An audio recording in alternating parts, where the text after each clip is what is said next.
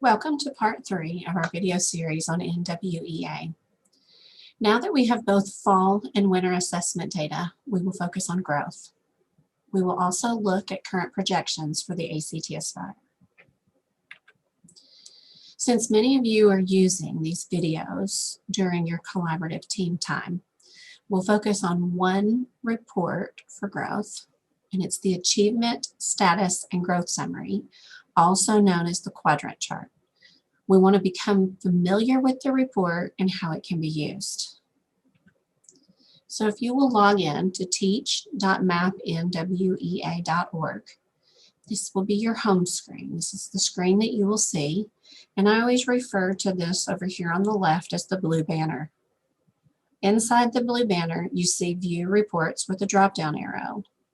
When you click View Reports, you have some options.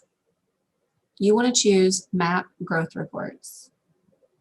Once you choose Map Growth Reports, you'll get a list that includes little thumbnail pictures of what each report will look like.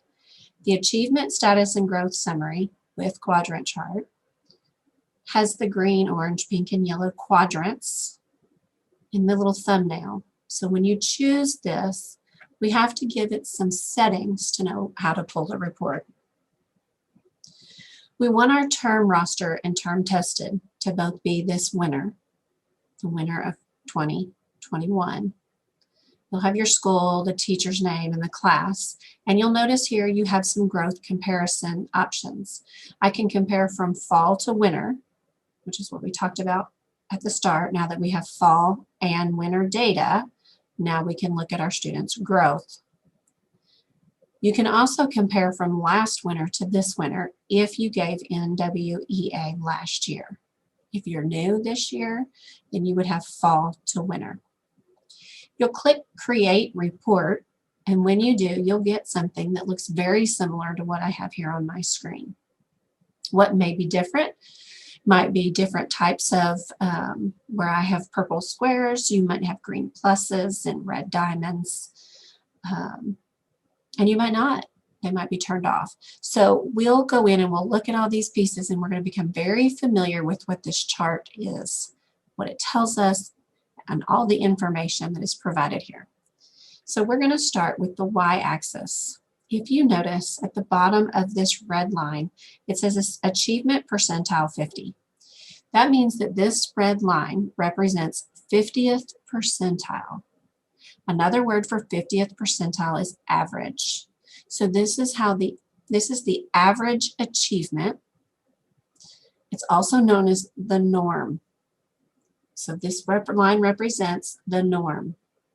So students that are to the right of this line, over here in the green and yellow quadrant, are achieving higher than the norm, or higher than 50th percentile.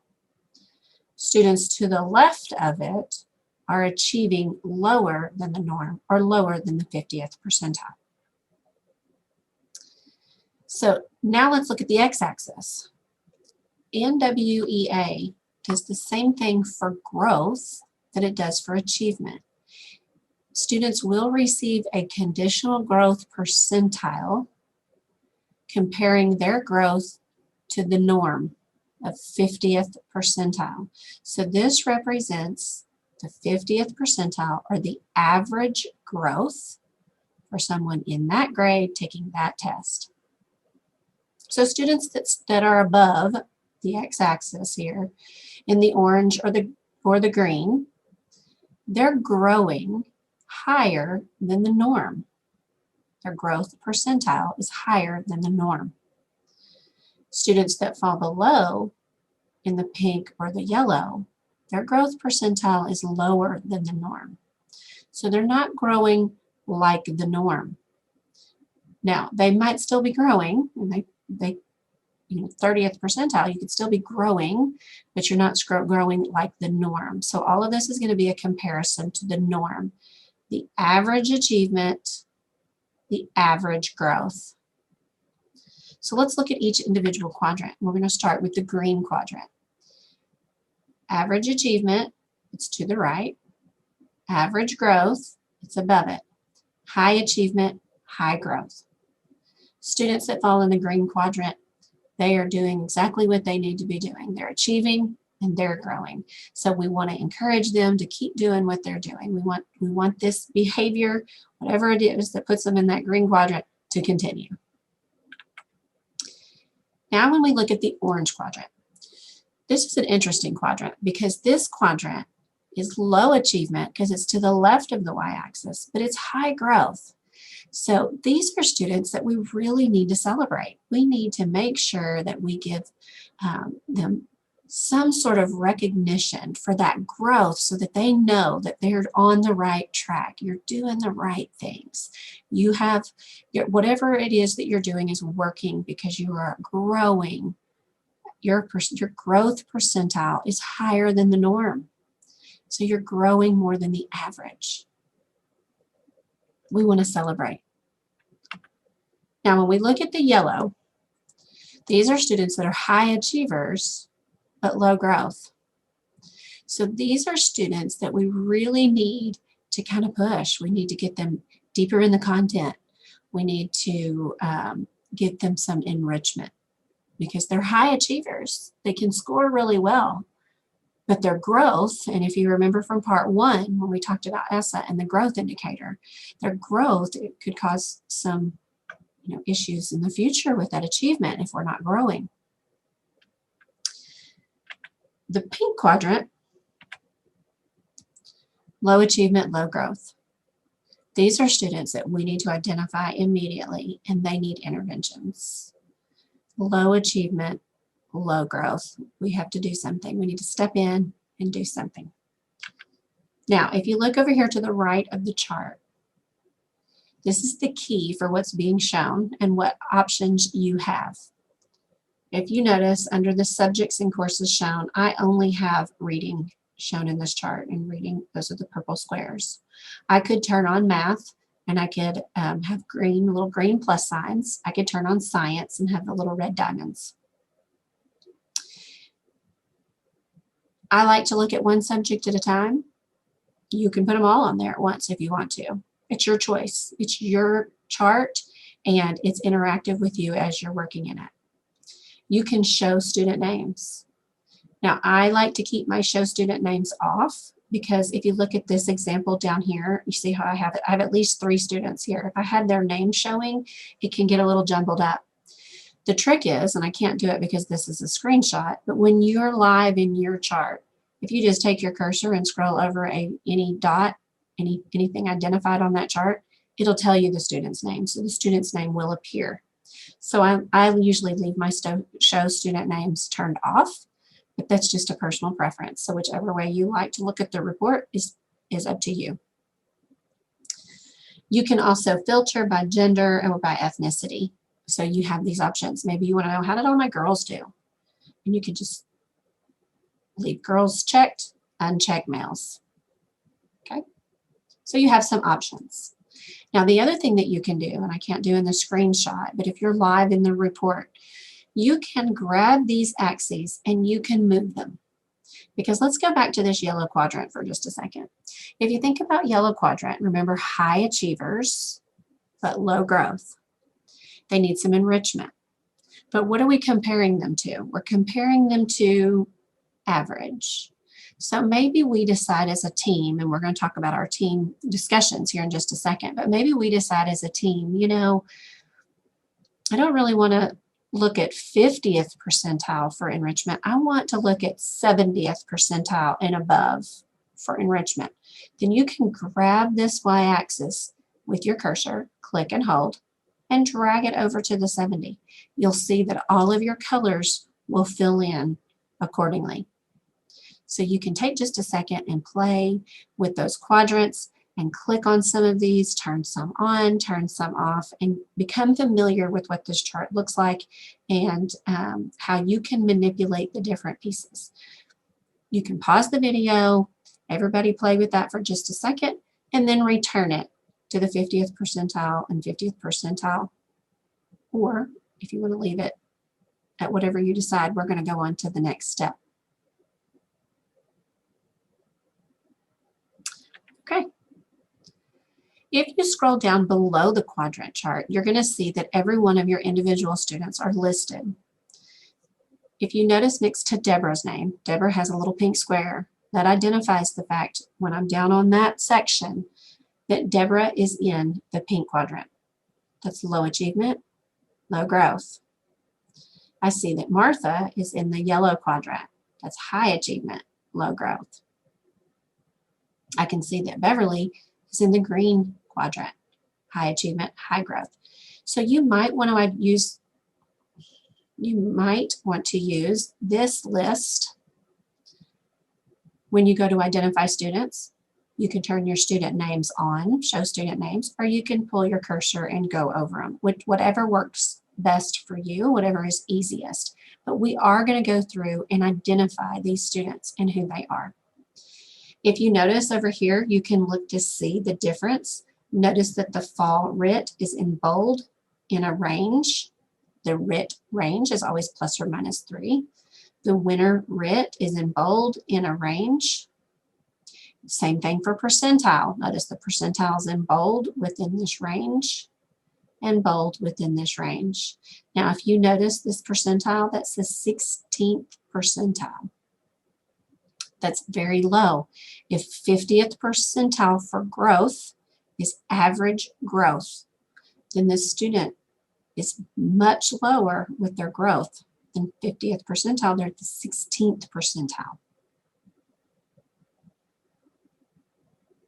Okay, so you can look at it in a chart, or in a list view, or you can look at it in the quadrant chart.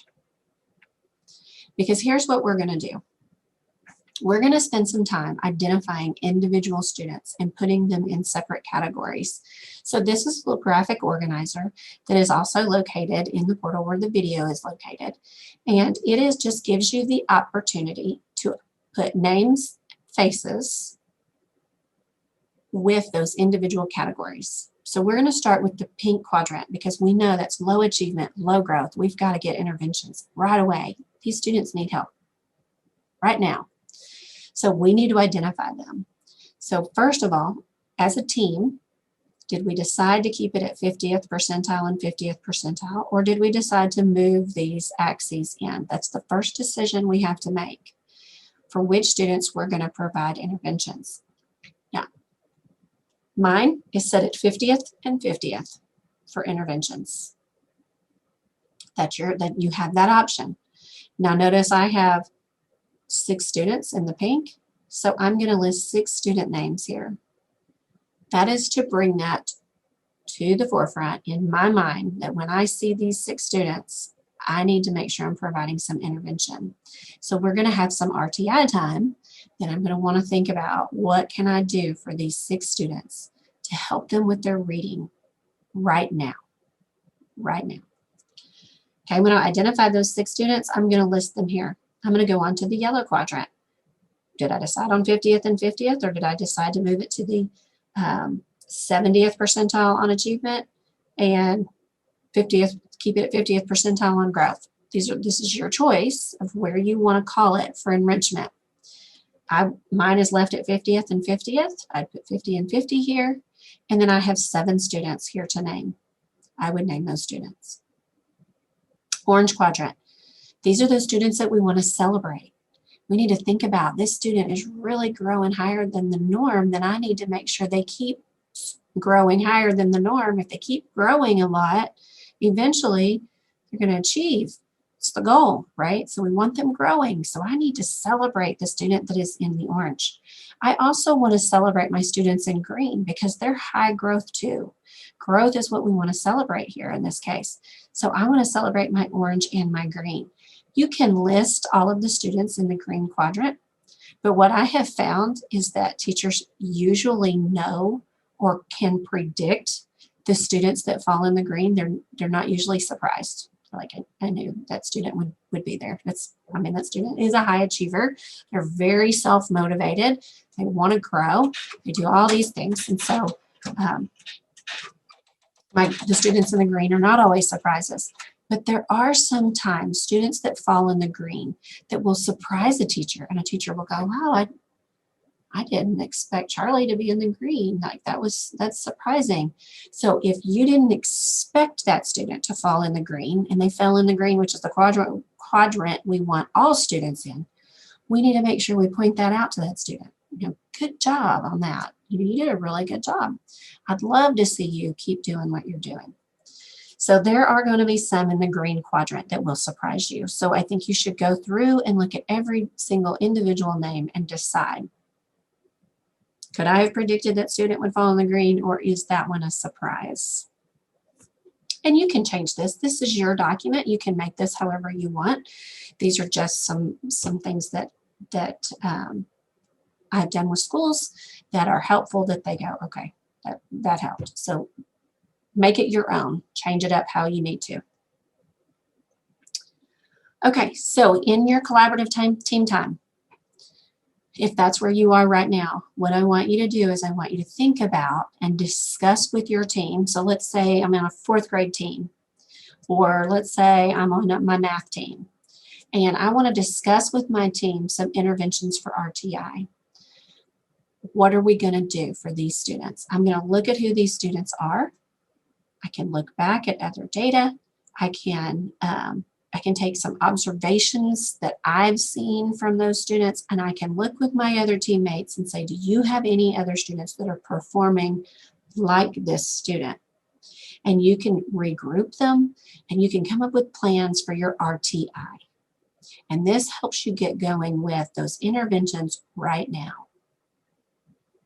The yellow quadrant is the same thing.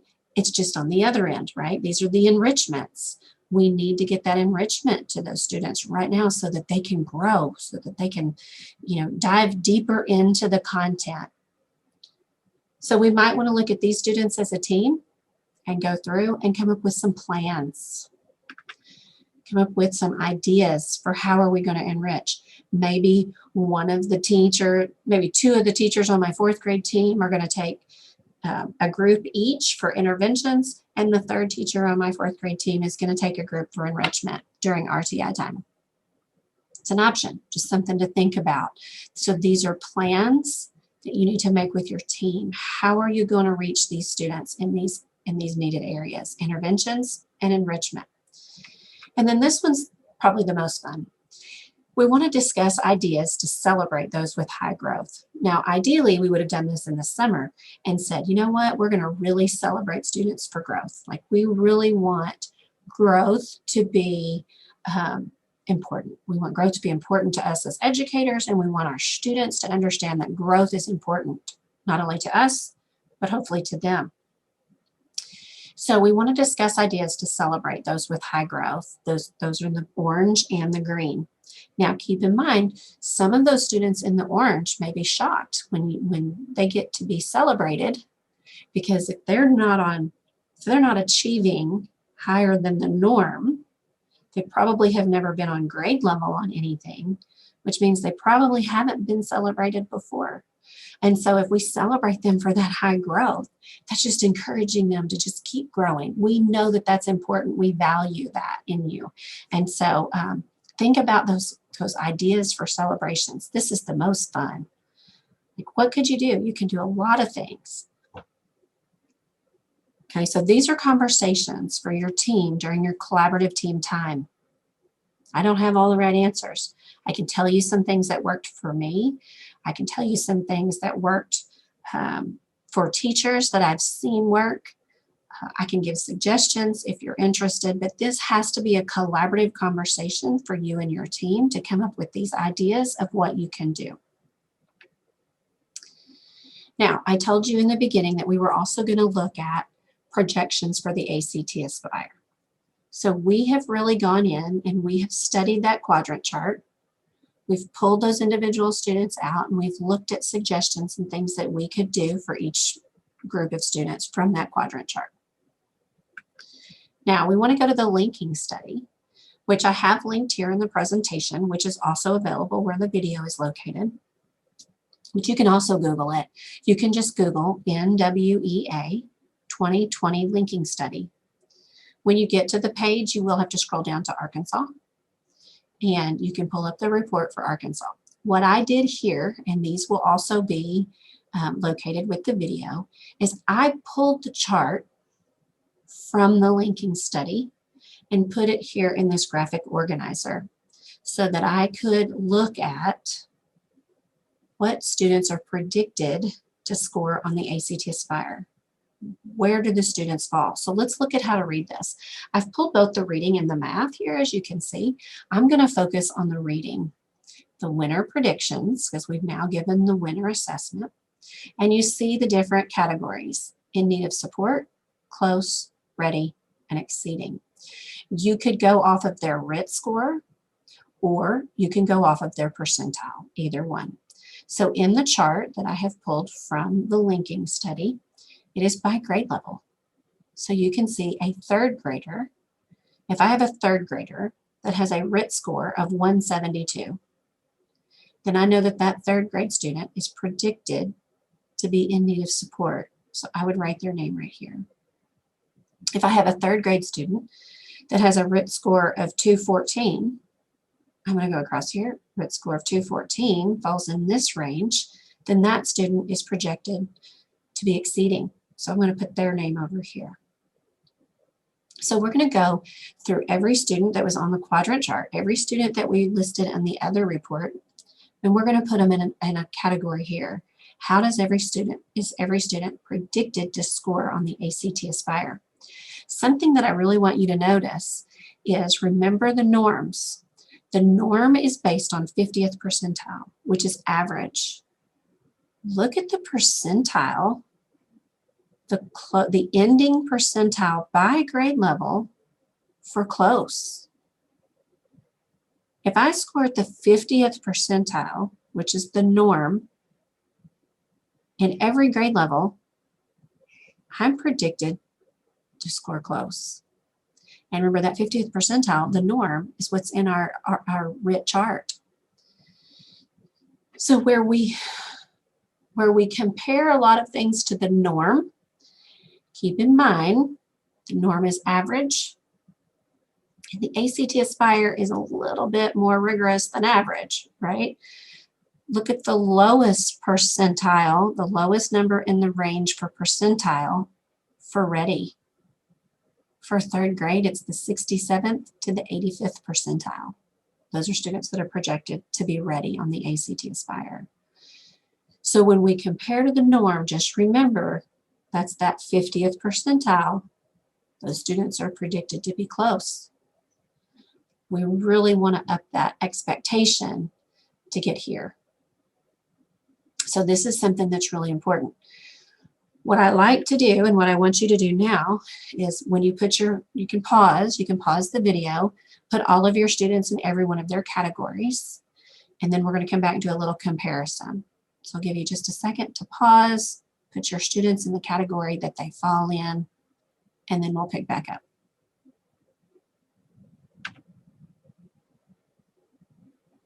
Okay. So what you should have the results from your quadrant chart for reading, or whatever you're looking at. You have all of your students listed here. You have the linking study for reading, and you have your students listed here. The interesting thing is that a lot of times we just expect, well, if the student's in the green quadrant, they're going to be ready or exceeding. But remember, look at these percentiles. To fall in the green quadrant, you are to the right of 50th in achievement, and you are above 50th in growth. And so you're going to be right at, you could be close. You could still be close and be in that green quadrant. You could be exceeding and be in that green quadrant. So really in that green quadrant, we have close, ready, and exceeding all represented. So you really want to go through here and you want to look to see how they're predicted to score on the ACT Aspire, and then do some comparisons back to this group. I like to highlight here. I like to go through and go, okay, these are students in the pink quadrant, and I've seen some teachers will sort them. Okay, they'll take the kids in the pink quadrant that are predicted to score in need of support, and they'll take and if any of them fall in any other category, right? If any student in the pink quadrant. Usually they are, typically that's what they're predicted to score. But you may have some that are going to be close. And so you know, depending on where you move those quadrants too, remember you can move those X and Y axes. Maybe you want to move your Y axis over to reflect, instead of reflecting the norm, maybe you want it to reflect ready. So you can do all kinds of things here, but you want to make sure you do a comparison to the students that you've identified for interventions, enrichment, celebrations, and surprises to how they're predicted to do on the ACT Aspire. You might highlight and say, these are these students. Now I'm going to come together with my team and I'm going to say, do you have any students that have met the same scores as these students so that we can group these kids together? Lots of discussion can happen right here when you do this comparison. There's no time better than the present. We're getting ready for the ACT Aspire. It's coming up. So right now is when we want to start thinking, what are we going to do right now? Okay, so at this point, here's what we know. We now know which students are growing at or above the norm. Remember, the norm is the x-axis. If they're above it, we know those students are growing at or above the norm. We know which students are not. Those are the students that fall below the x-axis. We can look at growth and achievement to decide next steps by individual students. So that's looking at the whole quadrant. Looking at the fact that the pink quadrant is low achievement, low growth. We need intervention immediately. We can go to the linking study and we can predict levels on the ACT Aspire. But most importantly, and I think this is just really powerful, is to put names and faces with that growth component. And if you think back to video 1, part 1 on ESSA and the accountability piece, growth, especially in elementary school, 50% of your letter grade is based on growth. Like, growth is what we're doing. We are growing kids. So we want to put those names and faces with that growth and decide on those needs and what we can do right now. Okay, so that's a lot for your collaborative team time. If you have any questions, or if you, whatever, if you want to reach out to me at any time, this is my email address, this is my phone number. I'm happy to help. I've seen this collaborative time and these teams work so well with growth based on decisions that are made for that RTI time. So I wish you the best, and I hope that this was helpful. And please feel free to reach out. Thanks.